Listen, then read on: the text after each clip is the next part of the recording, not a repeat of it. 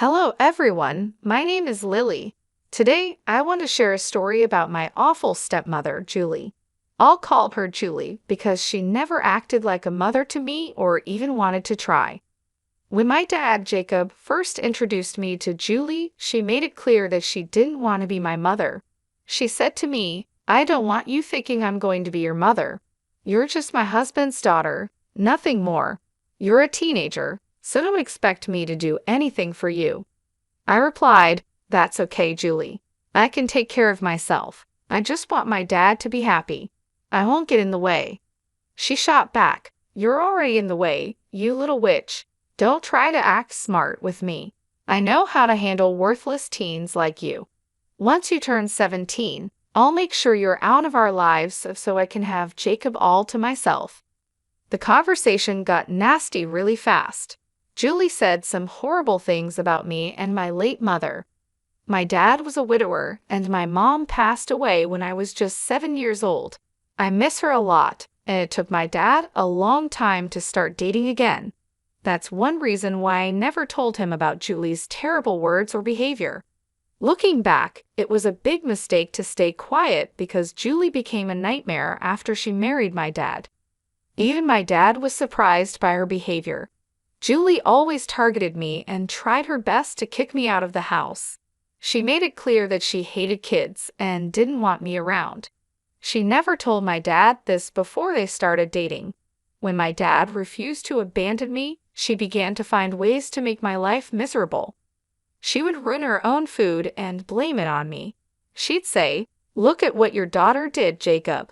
She spoiled my cooking because I refused to cook for her. She's going to poison me one day." Then my dad would ask, "Lily, what's your explanation for this?"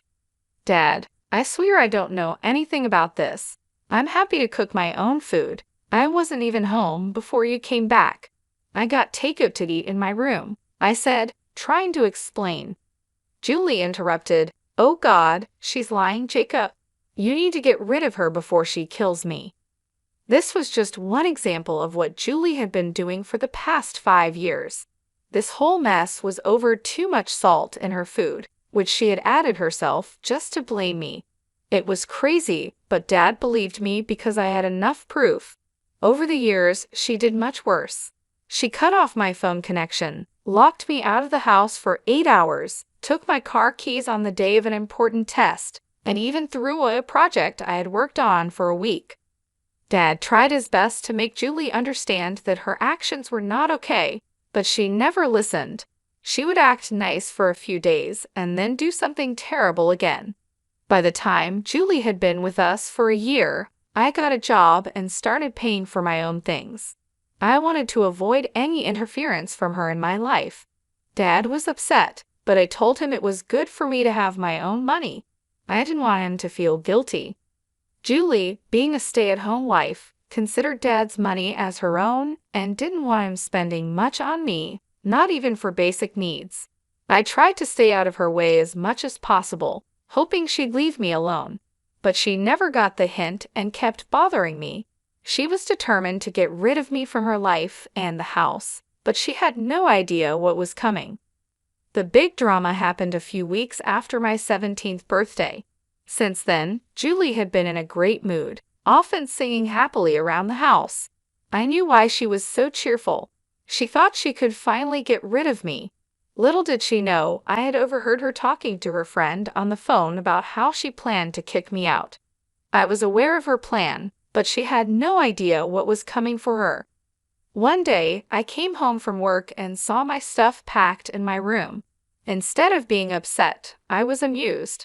I said, "Hey Julie, why is my stuff packed and waiting in my room? Are we going on vacation?" "Don't act so smart, Lily. I hope you remember my words," she snapped back. "I told you that once you turned 17, I would make you leave. Well, now it's time for you to go. I've decided to be nice and pack your things to make it easier for you. You want to kick me out of my house. Oh no, Lily, this is my house and I don't need to keep you here anymore. I'll deal with Jacob later, but you are definitely leaving." Julie had a smug look on her face, showing she was happy with herself. She was already thinking about what to do with my room. But I said, "Not so fast, Julie. Karma is coming for you." I calmly took some papers from my bag and gave them to her. She looked confused, so I smirked and said, "I think you should look at these papers first, Julie. I've been meaning to give them to you for a while. It's good you mentioned eviction today. It reminded me of these documents." "What are these papers? Why do I need to read them?" she asked. "Why don't you take a look and find out?" I replied. Julie sat down and started to read the papers I had given her.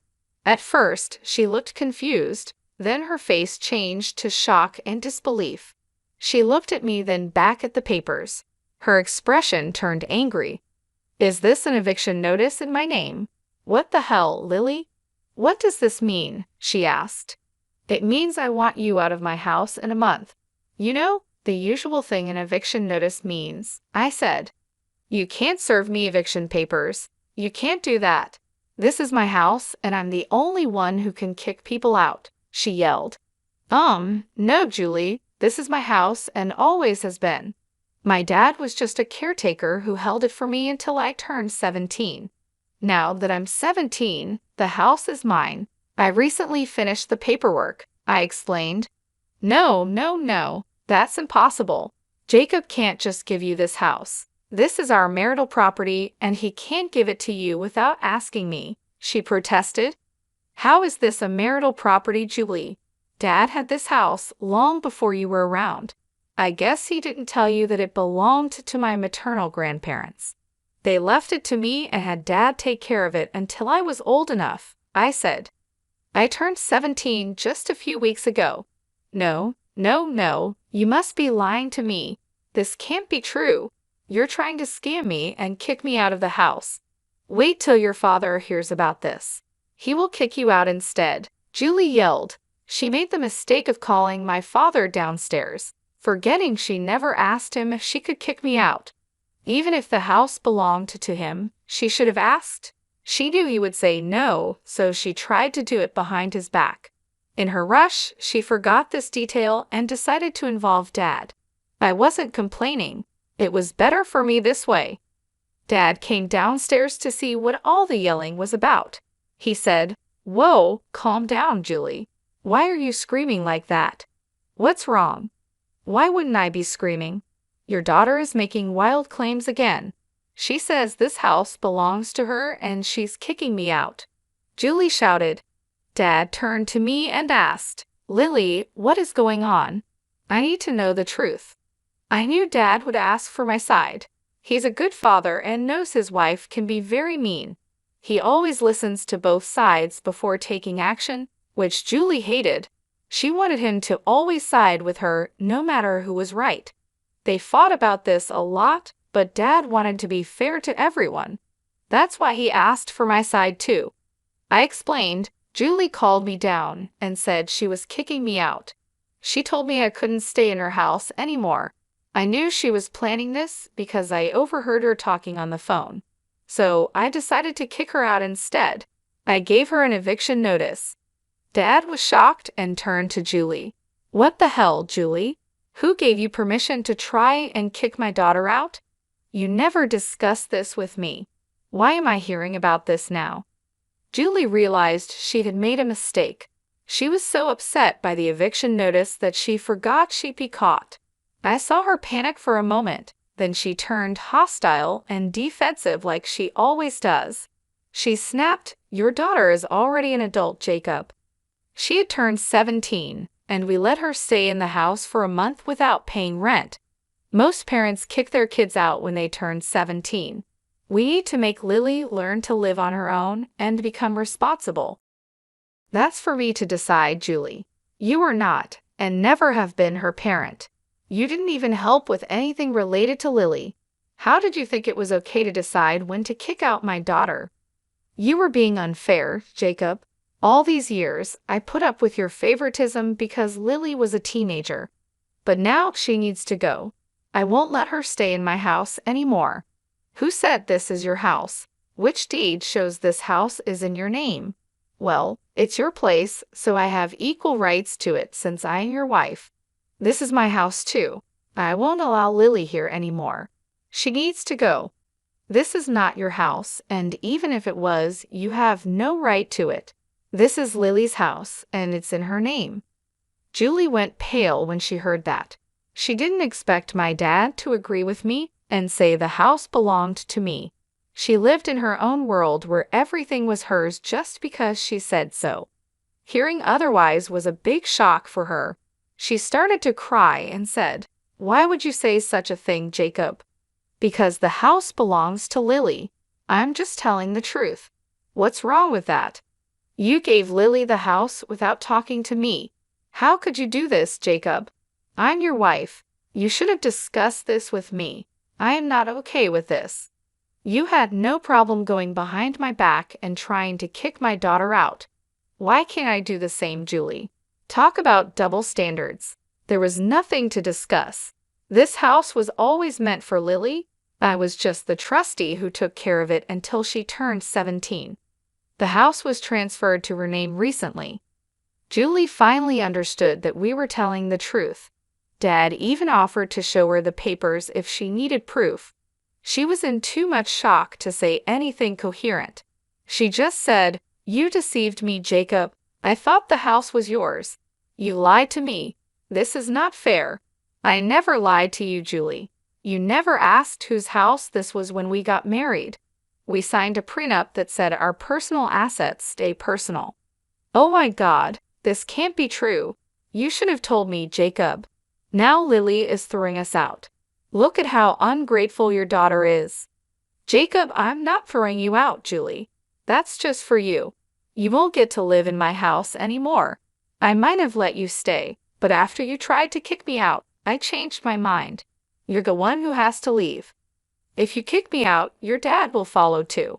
We're a couple. He won't leave his wife." My father laughed out loud. He had been thinking about leaving Julie for a while, but he wasn't sure. Today made the decision easy for him. He said, "Actually, no, Julie. I'm not following you. I will stay here and take care of my daughter. I've been thinking about divorce for a while, and what you did today sealed the deal. I'll be filing tomorrow. Be ready for it." "Wait, are you going to divorce me? You want to leave me for your daughter? You can't do that." "Yes, I can, Julie. Did you think I'd forgive you for tormenting my daughter for 4 years? Absolutely not. I thought you might change, but I see now you'll always be toxic. I don't want someone like that in my or my daughter's life." Julie stepped back as if she had been hurt. She never expected a divorce so soon. My dad is usually a quiet man who doesn't do anything drastic. This was very unlike him. He was mad, and you could see it on his face. He didn't shout, but his tone showed how angry he was. This made Julie even more anxious. She started arguing with my dad, and I decided to leave them and go to my room. Dad and Julie fought for an hour, with Julie shouting and crying while my father calmly explained his reasons. After the argument, Dad came to my room. He seemed a bit sad and wouldn't look me in the eye. He sat down and said, "Lily, I know I need to apologize to you. I'm sorry, dear. I should have done a better job of protecting you from Julie.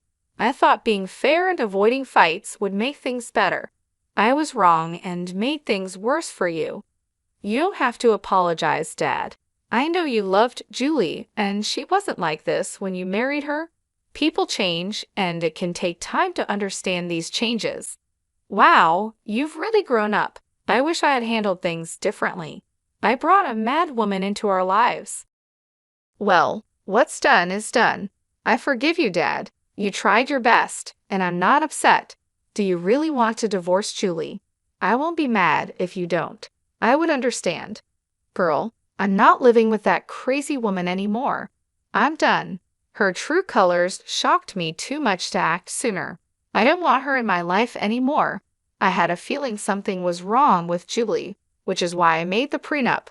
I was worried she'd mess up your future and cause money problems, so I thought this was the best way. See, you did think about me too. You deserve to be happy, Dad. That's all I want. If Julie doesn't mean anything to you anymore, it's best to separate." I spent a lot of time assuring my dad that he was not a bad parent. He did a lot for me, and I needed to make him believe that too. I won't lie, I was super happy that my dad was finally getting rid of that crazy woman, Julie. She wasn't the right person for him and shouldn't stay married to him after everything she did over the years. The talk with my dad went well, and he went to the guest room to sleep that night. I finally felt peaceful knowing that Julie would soon be out of our lives for good. It felt great to teach her a lesson. I hoped she would remember this for the rest of her life. The real surprise came the next morning when I found Julie acting way too nice and caring towards me. She was in the kitchen making me breakfast and acting like I was the most important person to her. Even Dad was giving her a strange look and looked at me with confusion. When breakfast was over, I said, "Thanks for breakfast, Julie, but you don't have to do this anymore. I can make my own food, as I have for the last 7 years. No need to change things all of a sudden." "What nonsense, Lily. I'm happy to do this for you. Eating together can bring us closer as a family," she replied. "What's the point? We won't be a family much longer. You should have done this years ago. It's too late now." "Oh, come on, Jacob. Don't be so hard on me. I'm trying. I can make this work. I'll start being a better parent to Lily. We'll be the best mother-daughter duo ever, right, Lily?" I knew what Julie was trying to do. She was cornered and spent the night coming up with a plan. I knew better than to trust her. Looking at Dad, I could see he wasn't going to trust her either. He just looked a bit amused. Since Julie was waiting for my response, I said, "I don't think so, Julie. First of all, I'm 17 and don't need a new parent. I pay my own bills and will be off to college soon. Secondly, you are not and will never be my mother. That word doesn't suit you at all. Lily, I'm sorry for being so mean to you before. You need to give people a chance. We could be a happy family if you just give me a chance. It will also help strengthen my marriage with your dad." Dad replied, "Julie, you have a few months left of this marriage. I don't know what you're trying to strengthen. If it's an attempt to stay in this house, I'm sorry to say it won't work. You're being kicked out, and I'm going to divorce you anyway. The damage is already done. There's no point in trying to act all innocent and sorry now. I know you better than that, Julie." She saw that her new plan wasn't working, and it seemed like she had run out of options. Julie couldn't threaten to ruin Dad financially because of the prenup she had signed when they got married. She had no leverage left. Her only remaining tactic was to beg and cry, hoping for some sympathy. She started crying hysterically, pleading with me not to kick her out. She begged me to talk to Dad and ask him to give her another chance. She then turned to Dad, begging him to be more forgiving and to reconsider his decision to divorce her. The entire day turned into a long, painful ordeal with Julie begging and pleading for mercy. Since both Dad and I were off work that day, we had no choice but to endure her desperate attempts to change our minds. She followed us around the house, tears streaming down her face, and her voice trembling with desperation. Dad had to step out for a while to contact his lawyer and start the divorce process. Julie's pleas continued even when Dad was gone, as she tried to convince me to intervene on her behalf. When Dad returned, he was visibly tired of the drama. He informed Julie that he had already taken steps to file for divorce. Julie's face went pale when she heard this. She realized that her attempts to sway us were futile. The next few days were filled with more of Julie's emotional breakdowns. She would alternate between crying and trying to put on a cheerful face, hoping to win us over with kindness. But it was too late for that. Within a week, Julie received the divorce papers. Dad's lawyer had them delivered to her, and her reaction was a mix of shock and resignation. The realization that her marriage was over seemed to hit her hard. She stopped her begging and crying after receiving the papers, understanding that her efforts were in vain. The cold reality of her situation started to set in. Dad sat her down and explained that she would need to find a job if she wanted to have a place to live and afford a lawyer for her divorce proceedings. Julie, still clinging to the hope that she could somehow fix things, promised she would find a way to support herself. She was convinced that she could change our minds if she tried hard enough. She kept saying that she would prove herself and make things right, but we both knew it was too late. As the days passed, Julie's presence in the house became more and more unbearable. She would try to engage in conversations, acting as if nothing had happened, but it was clear that neither Dad nor I wanted to have anything to do with her anymore. The tension in the house was palpable, and every interaction with her felt forced and uncomfortable. Finally, the month came to an end, and Julie was still holding on to the hope that we would let her stay. She kept her belongings packed, waiting for a last-minute change of heart from us. But when the time came, there was no reprieve. We had been clear about our intentions from the start, and now it was time to follow through. Julie was given a firm deadline to leave the house. Dad and I stood by, watching as she gathered her things. She tried one last time to plead with us, her eyes filled with tears and desperation. But we remained steadfast. Julie's belongings were taken out, and she was escorted out of the house. She looked back at us one last time, hoping for a sign of mercy, but there was none. As the door closed behind her, a wave of relief washed over me. The house felt lighter, freer, without the constant tension and negativity that Julie brought. Dad and I shared a moment of quiet understanding, knowing that this was the right decision. We had endured enough, and now it was time to move forward, leaving Julie and her manipulations behind. She made a fuss when we told her to leave, but after Dad threatened her with more legal trouble, she left crying. I heard she moved in with a friend because her own family doesn't want her around anymore.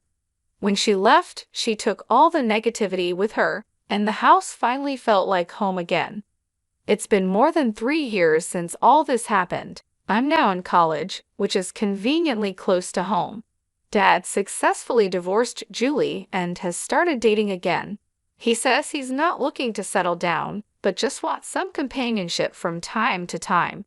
Life at home has been peaceful since Julie left, and Dad and I have grown closer. We often laugh about the drama that once filled our lives and how much better things are now. As for Julie, the last I heard, she moved into a small flat with several roommates. She's struggling to make ends meet because she doesn't have many skills or qualifications. Julie is working a minimum wage job and is just barely getting by. She's living a very different life from the one she tried to control in our house.